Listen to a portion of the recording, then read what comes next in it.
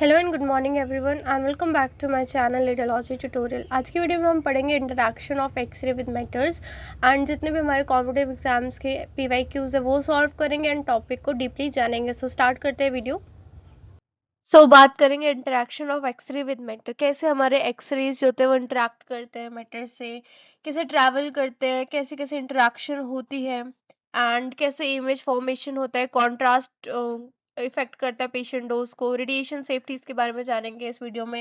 And basically अगर हम बात करेंगे इंटरैक्शन की तो तीन पॉसिबल कॉजेज होते हैं हमारे इंटरैक्शन के। या तो वो इंटरैक्ट करके अपनी पूरी एनर्जी लॉस कर देगी, या वो स्लाइटली अपनी एनर्जी लॉस करेंगे या इंटरैक्शन के दौरान उनकी कोई एनर्जी लॉस ही नहीं होगी। ठीक है, तो जानेंगे कैसे डोमिनेंट होता है हमारे सॉफ्ट टिश्यूज के लिए कौन सा इंटरैक्शन, कौन सा हमारे बोन्स के लिए डोमिनेंट होता है, कौन सा हमारा इंक्रीज विद केपी इंक्रीज होता है, कौन सा हमारा फिल्म फॉर्म करते हैं स्कैटर्ड रेडिएशन कहलाता है। ठीक है, इमेज कॉन्ट्रास्ट किससे कंट्रोल होता है, या फिर क्या हमारा मैथमेटिकल रिलेशन है जेड डिपेंडेंस और एनर्जी डिपेंडेंस के बीच में। चलिए स्टार्ट करते हैं वीडियो। ओके, कोरेंट की बात करिए, कोरेंट स्कैटरिंग की, जिसको क्लासिकल थॉमसन रेलाइट स्कैटरिंग भी बोलते हैं। ये नाम याद रखिएगा, इनमें से कोई भी नाम यूज़ हो सकता है, ज़रूरी नहीं आपको कोरेंट स्कैटरिंग ही बोला जाए।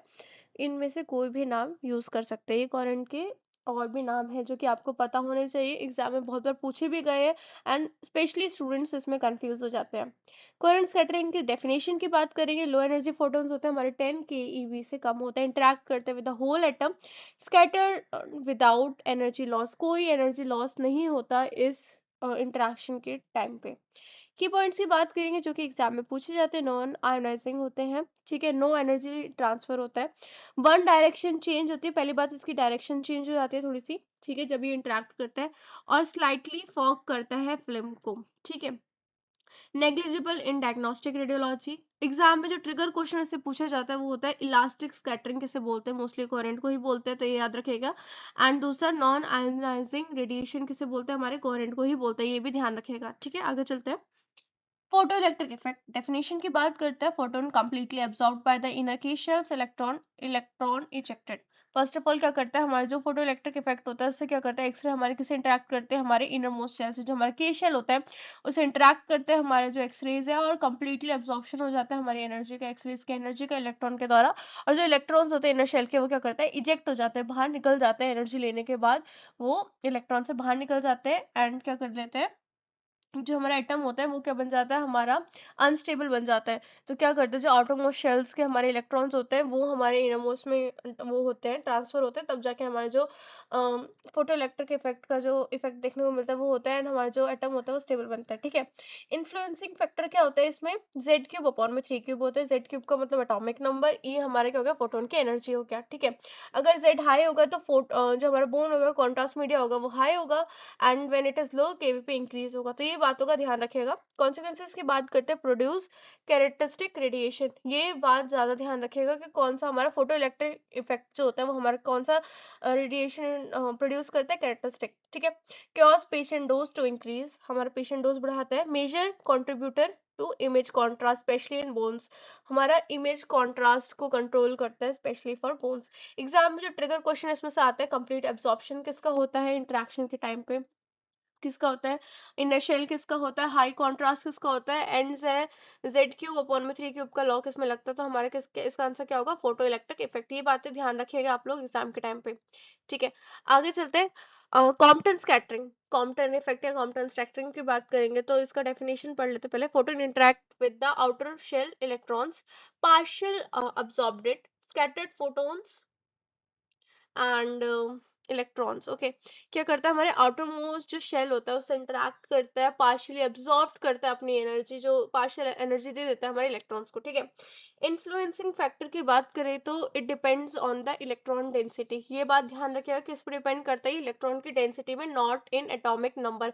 एटॉमिक नंबर पर डिपेंड नहीं करता, इलेक्ट्रॉन की डेंसिटी पर डिपेंड करता है। डोमिनेंट इन सॉफ्ट टिश्यूज, ये बात खासकर ध्यान रखिएगा कि किसके लिए डोमिनेंट है, हमारे सॉफ्ट टिश्यूज के लिए, typically for the diagnostic energy for 40 to 120 kVp. Increase with higher kVp, ये भी ध्यान रखिएगा किसके साथ इंक्रीज होता है, अगर हमारी केवीपी इंक्रीज होती है तो ये भी इंक्रीज होता है। कॉन्सिक्वेंसेज की बात करेंगे, मेजर सोर्स ऑफ स्कैटर, क्या है हमारा मेजर सोर्स है स्कैटरिंग का, ठीक है, रिड्यूस करता है हमारी इमेज कॉन्ट्रास्ट को।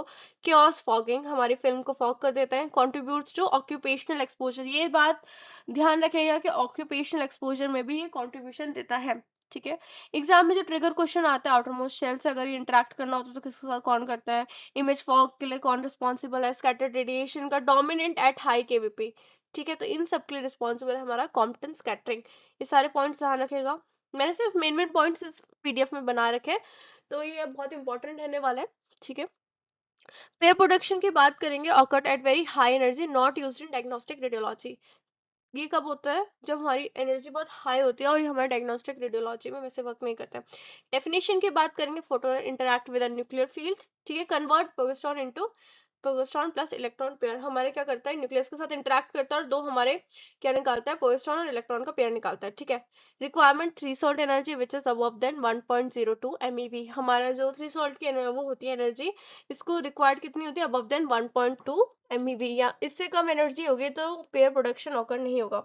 एप्लीकेशन किन किन एप्लीकेशन में यूज होता है, ये पॉइंट बहुत पूछा जाता है तो इसको याद रखेगा। हमारा जो पेयर प्रोडक्शन होता है हमारे पेट इमेजिंग, जो हमारा पेट स्कैन होता है उस पर, एंड रेडिएशन थेरेपी फिजिक्स इसमें यूज किया जाता है, ठीक है। एग्जाम में जो ट्रिगर क्वेश्चन इससे पूछे जाते हैं वो होता है कैंसर थेरेपी इमरजेंसीज में कौन सा यूज होता है, या फिर प्रोजेस्टेरॉन फॉर्मेशन में किसमें यूज होता है, तो ये पॉइंट ध्यान रखिएगा आप लोग कि प्रोजेस्टेरॉन जो हमारा फॉर्मेशन है उसमें उसमें हमारा कौन सा यूज होता है, पेयर प्रोडक्शन यूज होता है। आगे चलते हैं, फोटो डिसइंटीग्रेशन, ठीक है, डेफिनेशन की बात करेंगे, very high energy of photon above then 10 MeV, ये याद रखेगा इसकी जो हमारी हाई एनर्जी होती है कितनी होती है, above then 10 MeV, absorbed by the nucleus ejected by the nucleon. अगर हमारी क्या करता है फोटो डिसइंटीग्रेशन में क्या होता है कि जो हमारी एक्सेस है वो डायरेक्ट क्या करती है हमारे न्यूक्लियस के साथ इंटरेक्ट करती है और उसको इजेक्ट कर देती है फ्रॉम द एटम, और इसके लिए बहुत हाई जो हमारी एनर्जी होती है वो लगती है, अबव देन 10 MeV, तो ये याद रखेगा। एप्लीकेशन जो यूज़ होता है वो होता है रेडिएशन थेरेपी में यूज़ होता है, specially in linac head interaction, ठीक है, ये भी याद रखेगा, specially in linac head interaction. Exam में जो ट्रिगर क्वेश्चन इससे पूछा जाता है वो होता है न्यूक्लियर एब्जॉर्प्शन के लिए एंड कितनी हाई MeV यूज़ की जाती है, ठीक है, तो ये पॉइंट्स आप लोग ध्यान रखेगा। और ये सिंपल सा चार्ट है, मैं इसकी वैसे जो फाइल है पीडीएफ है वो मैं डिस्क्रिप्शन में डाल दूंगी, आप वहाँ से देख लेगा, जितना भी अब तक हमने पढ़ा है वो सब इसमें दिया गया है, ठीक है। आगे चलते हैं, अब बात करते हैं क्वेश्चंस की, ठीक है। क्वेश्चन नंबर 1 की बात करेंगे, in diagnostic X-ray imaging the interaction responsible for the image contrast between the bones and soft tissues, हमारे जो बोन्स एंड सॉफ्ट टिश्यूज के बीच में कौन सा ऐसा इंटरेक्शन है जो बेसिकली डिफरेंट हमें बताता है, तो वो कौन है, हमारा फोटो इलेक्ट्रिक इफेक्ट, ठीक है। क्वेश्चन नंबर 2 की बात करेंगे, the major contributor for to the occupational radiation exposure, अभी बताया था कॉम्पटन स्कैटरिंग, ठीक है, तो ये चीजें आप लोग याद रखिएगा। Question number 3, dominant interaction at the 100 ABP in the abdomen, देखिए आप पहली बात यहाँ पर डोमिनेंट इंटरेक्शन बोला गया एंड 100 केबीपी का यूज किया गया, तो यहाँ पे क्या आएगा, कॉम्पटन आएगा। आगे चलते हैं, क्वेश्चन नंबर 4 की बात करेंगे, interaction proportional to Z cube, हमारा जेड क्यूब के इंटरैक्शन के प्रोपोर्शनल होता है तो कौन सा होता है हमारा, photo electric effect. Question number 5 की बात करेंगे, प्रोजेस्टेरॉन इमिशन ऑकर इन, ये तो पता ही होगा, फोटो पेयर प्रोडक्शन अभी तो पढ़ा। क्वेश्चन नंबर 6 की बात करेंगे, the interaction that increase sharply when the KVP is reduced, KVP reduce होगा तो कौन सा पड़ेगा, हमारा फोटो इलेक्ट्रिक इफेक्ट, ठीक है। आगे चलते हैं, क्वेश्चन नंबर 7 की बात करते हैं, which interaction is responsible for producing secondary characteristic radiation, characteristic अभी बताया था किससे होते हैं, हमारे फोटो इलेक्ट्रिक इफेक्ट से होते हैं। Question number 8 is, in soft tissues imaging at 70 to 90 kVp the dominant interaction, पहली बात यहाँ पे क्या बोला गया, डोमिनेंट इंटरैक्शन बोला गया, सॉफ्ट टिश्यूज की बात की तो कौन होगा, हमारा Compton scattering. Scatter that loses no energy, no energy की बात कर दी गई तो कोहेरेंट, ठीक है। आगे चले, अभी तक आई होप किसी को कोई डाउट नहीं रहा होगा क्वेश्चन में, एंड क्वेश्चंस भी ये सारे रिपीटेड है, हमारे जितने भी कॉम्पिटिटिव एग्जाम्स होते हैं लाइक एम्स JIPM यार, तो सब में रिपीटेड क्वेश्चंस है, तो ये आप लोग प्लीज ध्यान रखिएगा, ठीक है। Question number 10 is, the probability of Compton scattering is highest in soft tissues, हमारे जो सॉफ्ट टिश्यूज है उसमें ज़्यादातर प्रोबेबिलिटी होती है हमारे कॉम्पटन स्कैटरिंग की, ठीक है। 11th, इन मैमोग्राफी लो केवीपी विच इंटरैक्ट इन प्रीडोमिनेंट की तरह इंटरैक्ट करता है तो कौन सा होता है हमारा, फोटो इलेक्ट्रिक इफेक्ट, ठीक है। क्वेश्चन नंबर 12 की बात करेंगे, probability of a photo electric effect is inversely proportional बोला है हमारे किसके, फोटोन की एनर्जी के, विच इज बी। ठीक है, आगे चले। Question number 13 is a recoil electron is characteristic of, recoil electron की बात की है तो किसका है, हमारे कॉम्पटन, कॉम्पटन में होते हैं हमारे रिकॉइल। ठीक है। Question number 14, which interaction is significant eight above the 10 MeV, अभी बताया था फोटो डिसइंटीग्रेशन।